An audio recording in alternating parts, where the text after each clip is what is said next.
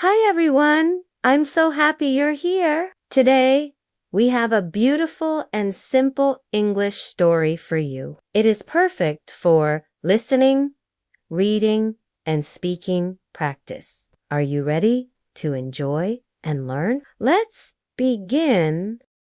My name is Amina. I live in a small town near the hills. I work in a local bookstore. I love reading every day.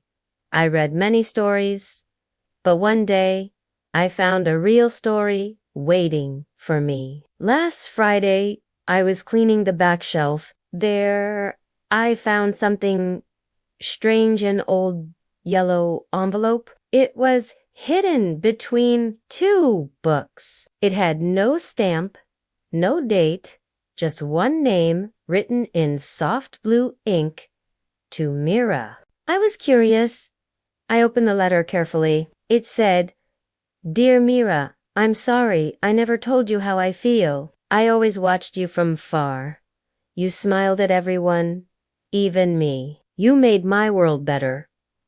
But I moved away before I could say anything." If you've ever read this, thank you for being my light. I felt quiet inside. It was sweet and sad. Who was S? Who was Myra? Was this love never shared? I showed the letter to my friend Samira. She said, "Why not find them?" I smiled. But I don't even know where to begin. That evening, I made a small poster. Lost letter found. Do you know Mira? I put it outside the bookstore. 2 days passed. No one came.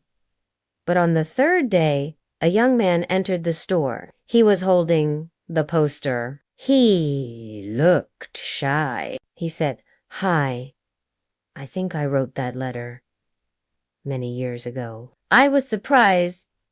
"You're S. My name is Sahil." I was 17. Mira was my best friend. He nodded. I asked, "Did she ever know?" He smiled. "No. I wrote the letter, hid it in her favorite book, and never told her." Then we moved to another town. I said, "Do you want it back?" He looked at it and said, "No. You keep it. It brought me back here." Before he left, he paused. Then, too, he looked at me and said, "Thank you for finding it." We laughed a little. We talked for an hour.